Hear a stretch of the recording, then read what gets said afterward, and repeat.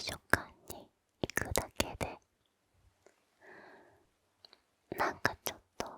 賢くなれた気になります。どうも皆さんこんばんは。こんばんは。ルナシです。おつもろで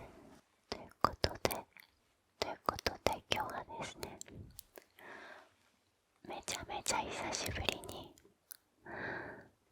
世界一眠たくなる宇宙教行動経済学をやっていきたいと思います。なんかもう本当に小説しか本を読んでいなかったので、かなり久しぶりに経済学の本をいくつか読みました。で、今日はその中で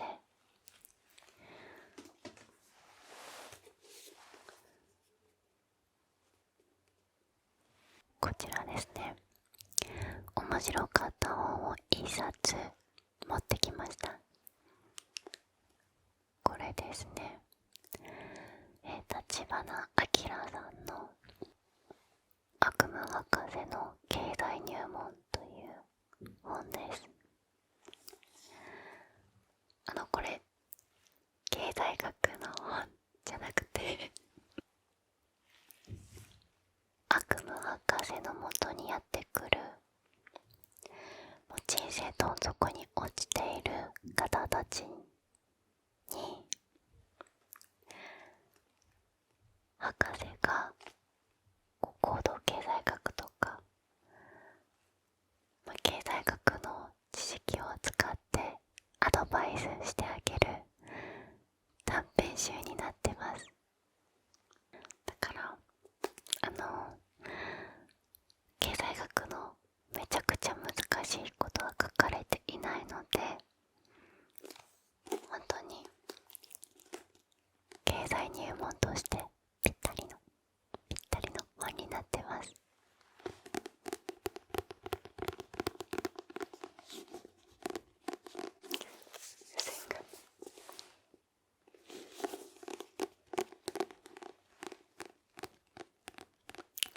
で、今回はこの本の中で出てくる朱海正夫という男の話を元にしながら、博士の教えを皆さんにもお伝えしたいと思います。それでは今日も一日お疲れ様でした。ごゆっくりとお楽しみください。はい、ではまずは主人公の朱海正夫の人物像と悩みをご紹介していきます。この正夫は借金をしてどうしようもなくなって博士のもとを訪れました。まずどのように借金をしていたかと言いますと、まず始まりはちゃんと大学に行くこともなくパチンコに通い始めたのが借金の始まりです。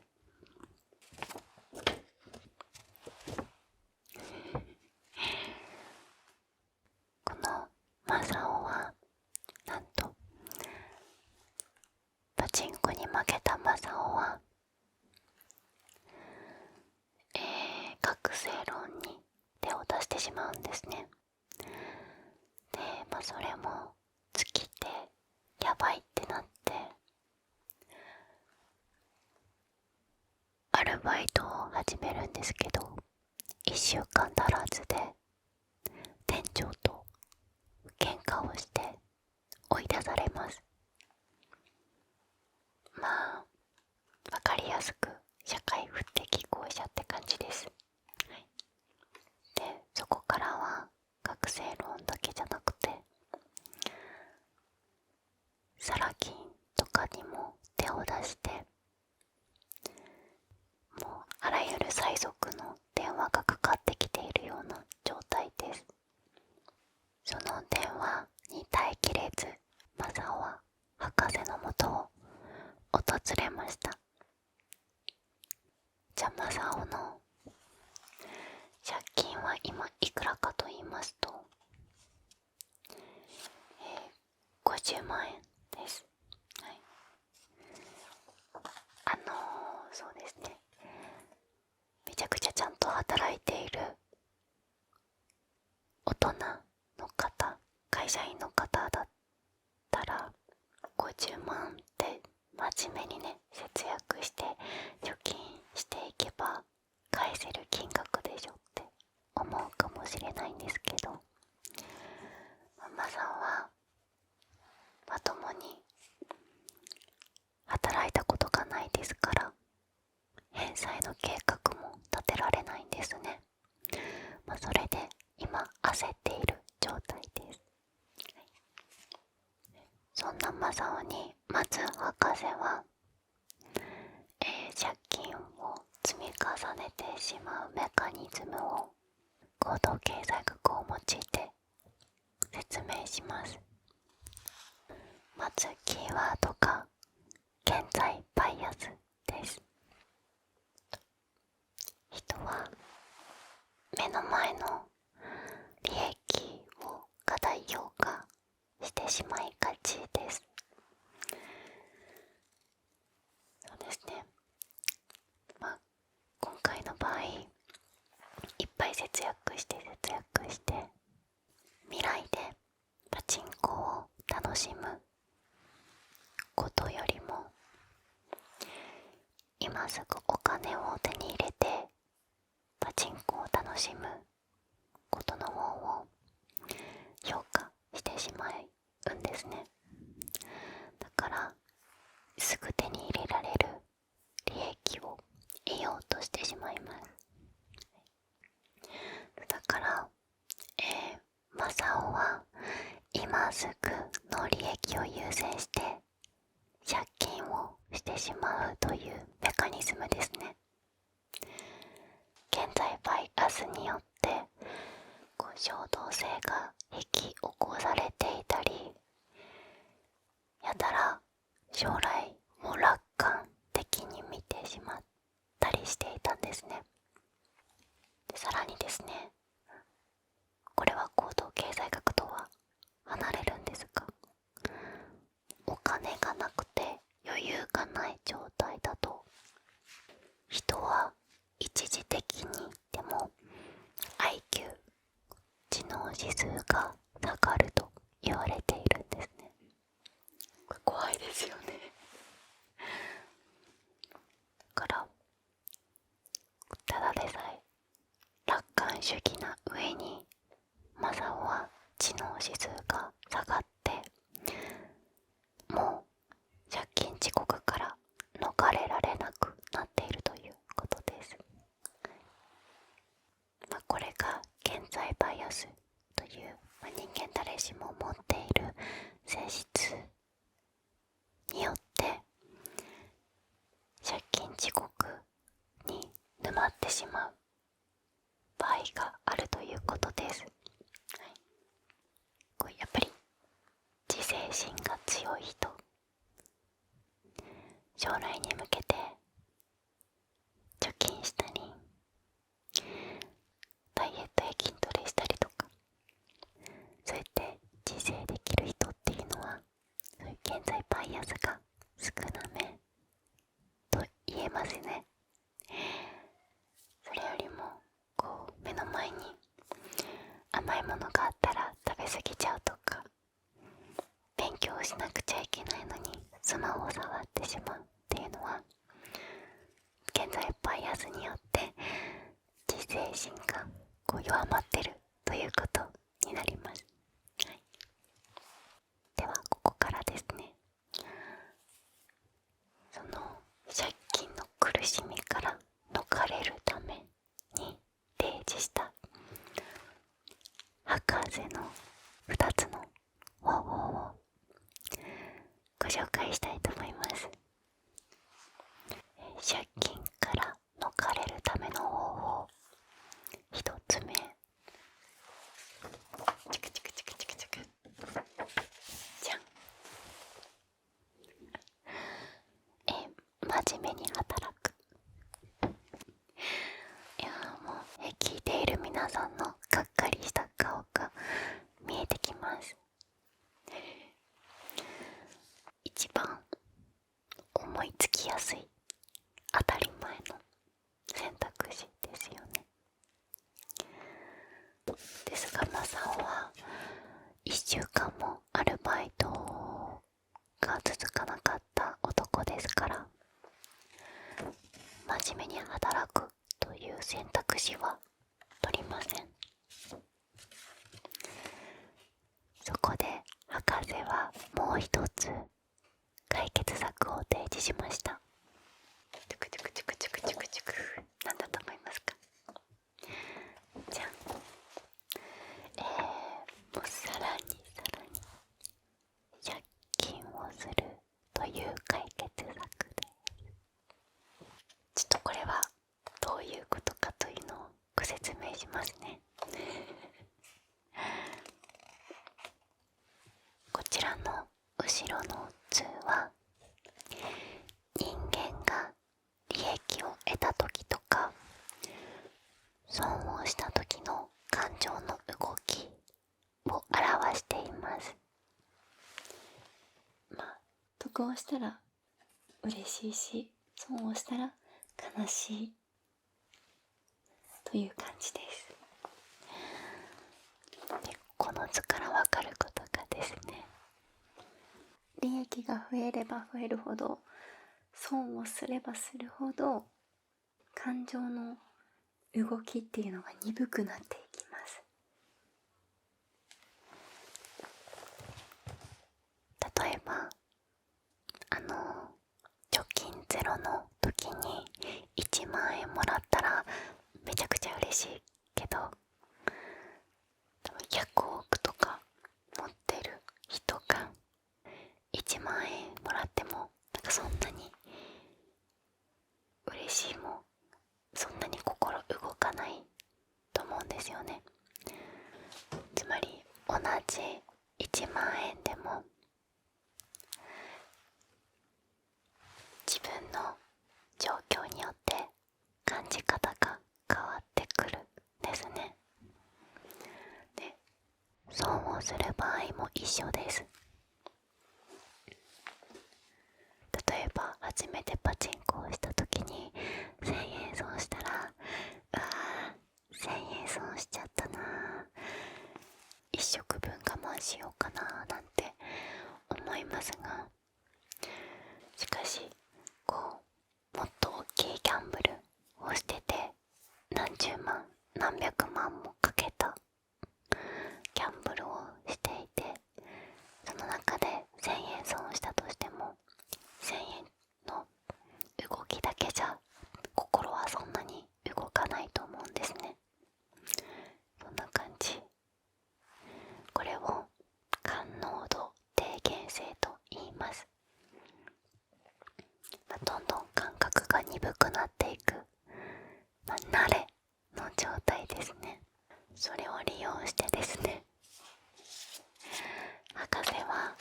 さらに借金しろと言うんですね。初めは借金しているとかなり落ち込むと思うんですけど、もう何千万何億何十億と借金していけば苦しみの感度は下がっていくから、借金しまく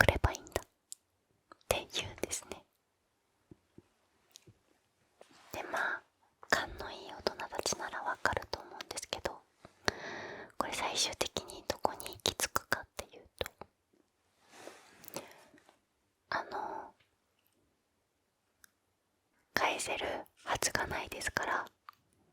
この未来に待ってるのは自己破産ですよね。だからもう最悪のシナリオなんですけど、博士はマサオに夢のような魔法のような解決策としてこれを提示するんですね。マサオは焦って IQ が下がってますから正常な判断ができません。博士に紹介された闇組織の人たちを通して膨大な借金を作っていくことになります。この無限に借金するっていうのって難しいじゃないですか。もちろん大手の貸付業者は返せそうにない人には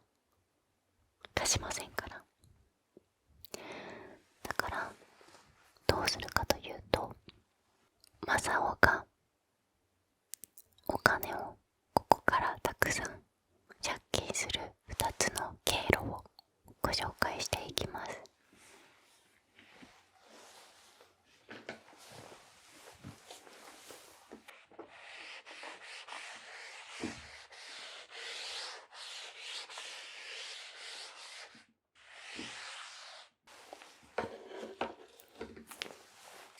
ではまず真ん中に主人公のマサオを貼りますね。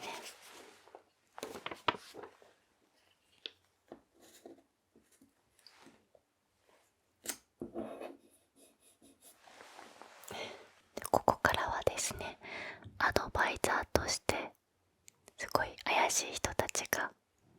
マサオに助言をし始めます。アドバイザー闇組織。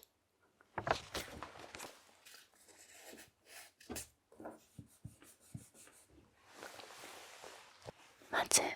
一つ目の借金経路は、カード会社からむし取れる分だけ取っておこう。イエーイ。まずはあるお店でマサオのまだ使えるカードでたくさんお買い物をさせます。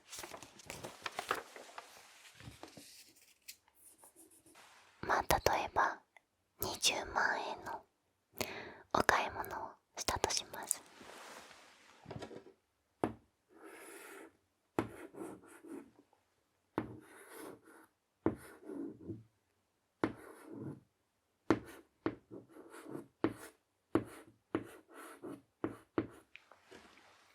この今出てきた20万円というのはマサオから生み出されたものではなく、カード会社が一時的に出しているお金ですよね。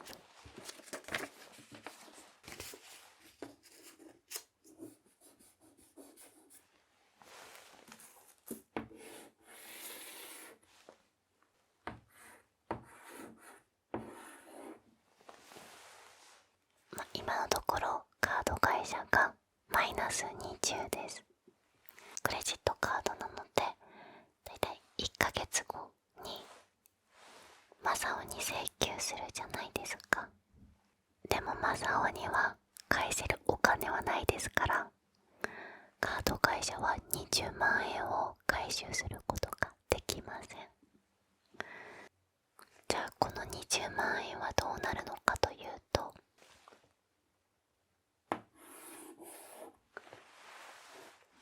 この闇組織とお店がグルなんですね。だからここも闇組織の一部なんですよ。よって闇組織からマサオには10万円支払われて、アドバイザーとしての仲介料手数料として闇組織側は10万円分もらうんですね。つまりここで損をするのは一生お金の回収できないカード会社で、闇組織とマサオたちは儲けられるからすごいだろうって言ってマサオはまんまと騙されていきます、もちろんいずれねカードは止まって使えなくなるので、このカード会社からのお金の生み出し方は短期間での作業となります。で、カードが使えなくなったらどうするのかというと、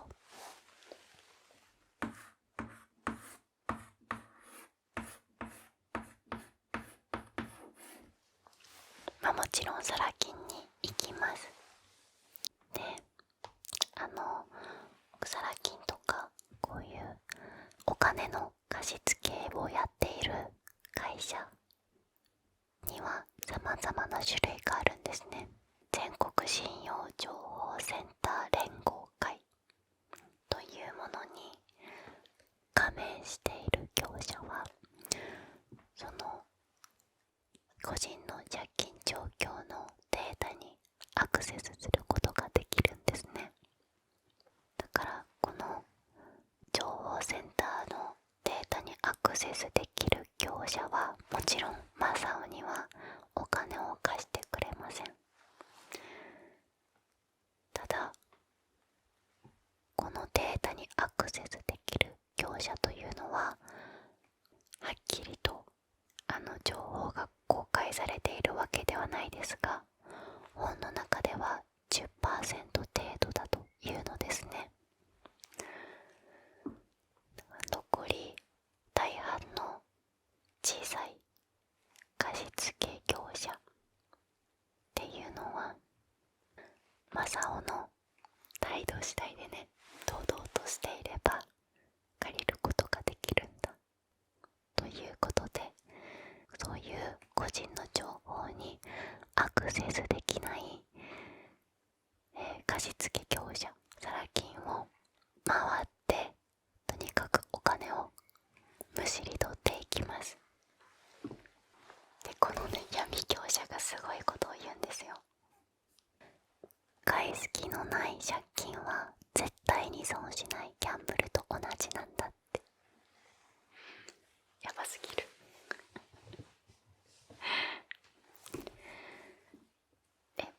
でマサオは自己破産すれば返さなくていいから大丈夫かって初めは深く何も考えてなかったんですね。でも1週間も過ぎればこういうサラ金からめちゃくちゃ怖い取り立ての電話が来るじゃないですか。もうそれで精神やられるんですよ。で闇業者にいやもう耐えられないよ、こんな生活早く解放されたいって言ったら、業者がですね、いやいやマサオさんよ、そんな簡単に自己破産の手続きできるわけないじゃん、半年はかかるかな、それまで取り立てから逃げて命があるといいねみたいな感じのことを言うんですよ。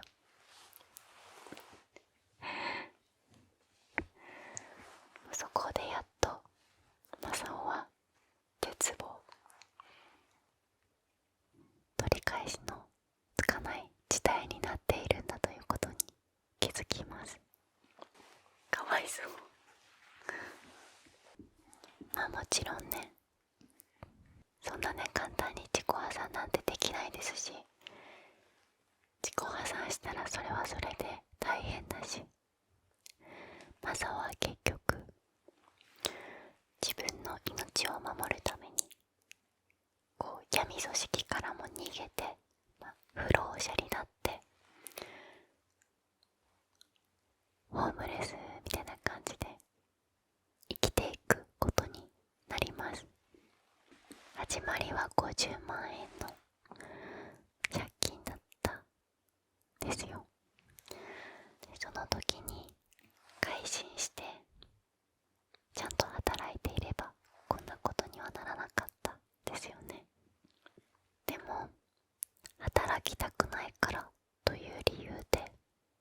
楽な手段を選び続けたら、こういう怖いことに巻き込まれてしまったんですね。ものすごく極端な例を出していますけど、でもこういうみんなが持つ行動経済学の現在バイアス、今すぐ手に入るものを優先するとか、衝動的に動くとか、過度な楽観主義とかっていうのは積み重なっていくと、誰もが最悪の結果を呼び起こしてしまう可能性を秘めているんだと思います。そうだな、それになんか借金っていうとサラ金とかそういうワードが出てくると、なかなか遠い世界の話に聞こえますが、私たちはみんな大体クレカも使ってますし、それに大学に行った人たちはみんな奨学金という名の借金を背負っている人も多いと思うし、他にも、住宅ローンとか自動車のローンとかも大きく広く見たら借金ですから、全然種類は違うけどね、大雑把に見たら。だから現在バイアスに惑わされて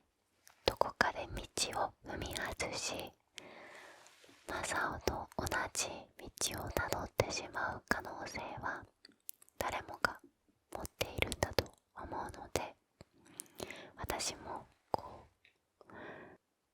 楽観的になることが多いので、ちょっと気をつけたいなと思います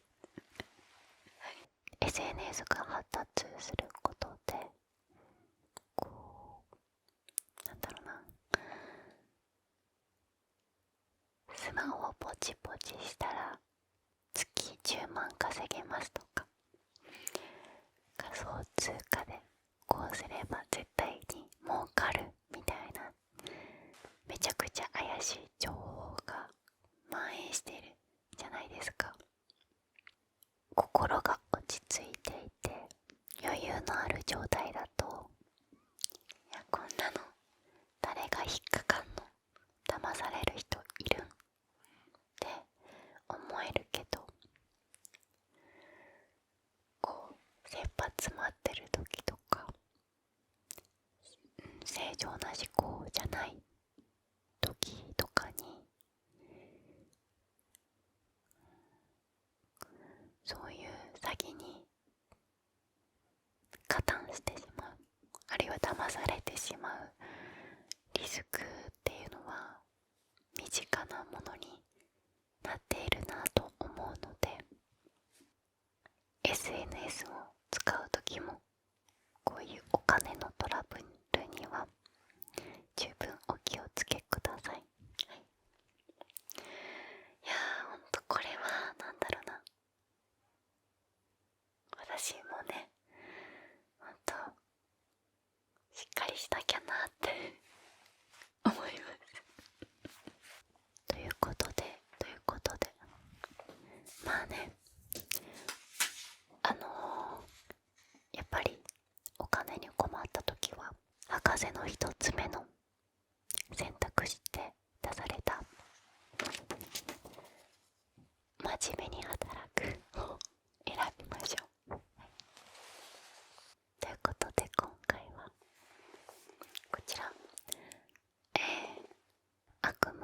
瀬の経済入門という本の中から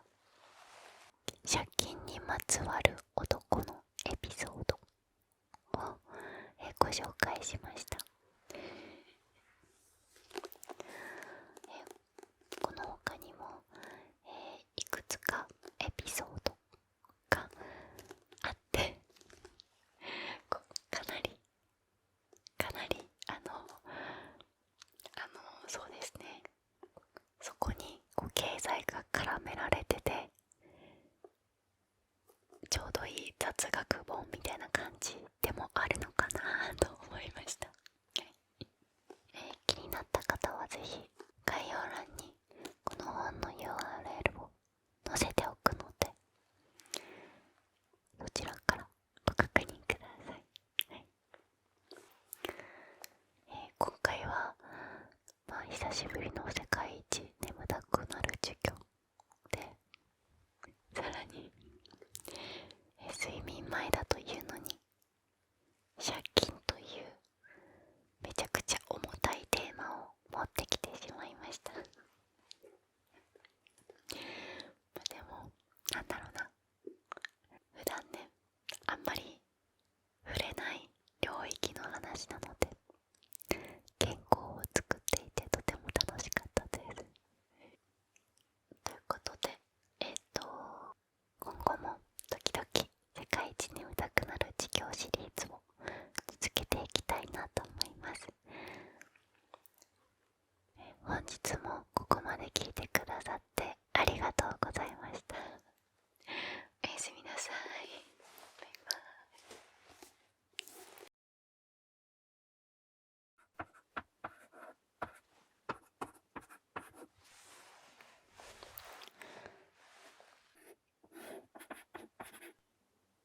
あ、ちょっと待って、戻る。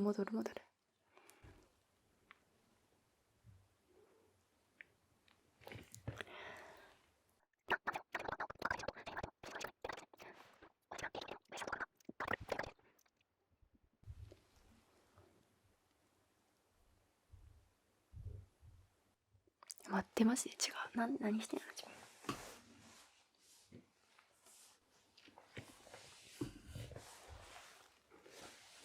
分。帰ろう。